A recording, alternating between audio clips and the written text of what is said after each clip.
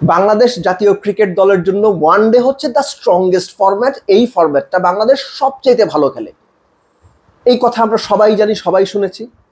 গত 2 বছরে এই কথাটা যে কতখানি ভুল প্রমাণিত হয়েছে সেটা কি আমরা কেউ মানি? 2022 ডিসেম্বরে ভারত বাংলাদেশ একটা সিরিজ হয়েছিল, সেটাতে ভারতকে হারিয়েছিল বাংলাদেশ। ওই সিরিজ থেকে হিসেব করলে ওয়েস্ট ইন্ডিজের বিপক্ষে হোয়াইট ওয়াশ হওয়া 3 ম্যাচের সিরিজ পর্যন্ত বাংলাদেশ গত 2 বছর 2 মাসে প্রায় 44টা ওয়ানডে খেলেছে। জিতেছে কয়টা আপনি বলেন তো? 16টা। বিশ্বকাপ, এশিয়া কাপ ইন বিটুইনের মধ্যে আছে। অর্থাৎ গত 2 বছরে ওয়ানডেতে বাংলাদেশের জয়ের স্ট্যাটিস্টিক্স বা পরিসংখ্যান বলছে 44 ম্যাচের মধ্যে বাংলাদেশ মোটে 16টা ম্যাচ জিতেছে, অর্থাৎ 36% হচ্ছে জয়। আর আনফর্চুনেটলি এই 36% জয় গত 2 বছরে ওয়ানডেতে টেস্ট প্লেইং দেশগুলোর মধ্যে সবচেয়ে কম বাংলাদেশের। সো ওয়ানডে যে বাংলাদেশের জন্য স্ট্রংগেস্ট ফরম্যাট, এই কথাটা যে বলা হয় সর্বৈব ভুল একটা কথা। বাংলাদেশ বর্তমান ক্রিকেটের বিবেচনায় ওয়ানডেতেও আর স্ট্রং টিম না, কিংবা বড় টিম না। বাংলাদেশের টিমের ক্যাপ্টেন চ্যাম্পিয়ন হওয়ার লক্ষ্য নিয়ে গেছেন, তিনি সেটা তামাশা করে বলেন, সিরিয়াসলি বলেন, কিংবা বিশ্বাস করে বলেন, সেটা তার ব্যাপার, কিন্তু তিনি বলেছেন। সো বাংলাদেশ যদি চ্যাম্পিয়ন হয়, সব মিলে বাংলাদেশি টাকায় প্রায় 27 কোটি টাকার বেশি পাবেন। এক্সপেক্ট করি তিনি বা তার টিম বা বাংলাদেশ টিম জিতবে এবং সেই 27 কোটি টাকা পাবেন।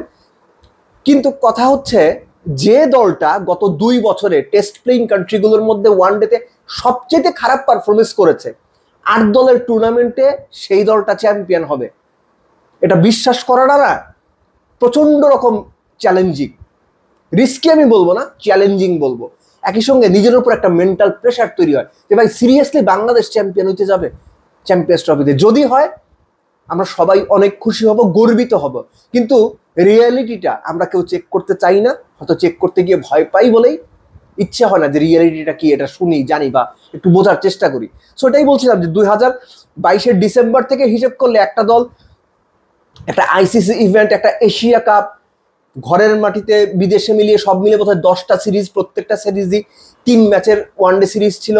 44 ম্যাচ খেলে মোটে 16টা ম্যাচ জিতেছে সেই দলটা, বা সেই দলটার ক্যাপ্টেন বিশ্বকাপ এশিয়া চ্যাম্পিয়ন্স ট্রফিতে 8 দলের টুর্নামেন্ট, যেটাকে অন্যান্য দেশের টপ প্লেয়ার বা অনেকেই মনে করছেন বিশ্বকাপ জেতার চাইতেও কঠিন টুর্নামেন্ট, সেটাতে গত 2 বছরে ওয়ানডেতে সবচেয়ে খারাপ পারফর্ম করা দলটার ক্যাপ্টেন চ্যাম্পিয়ন হতে চান।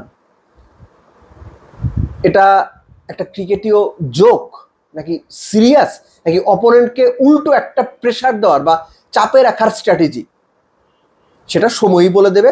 তবে এই পর্যন্ত আমার ভিডিওটা যারা দেখেছেন, আমি আরেকটা ভিডিও করব পার্টিকুলারলি এই যে বাংলাদেশ দল প্রস্তুতি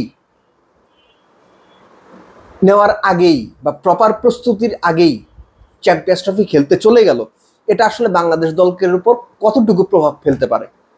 এই আলোচনাটা গুরুত্বপূর্ণ, অগ্রিম জানিয়ে রাখলাম এই আলোচনাটা করব, কেননা বাংলাদেশ ছাড়ার আগে বাংলাদেশ দল মিরপুরে যে অনুশীলন সেশনগুলো করেছে সেখানে ডিফারেন্ট কিছু প্রস্তুতি হয়েছে, সেই প্রস্তুতির ব্যাপারগুলোই আপনাদেরকে জানানোর চেষ্টা করব।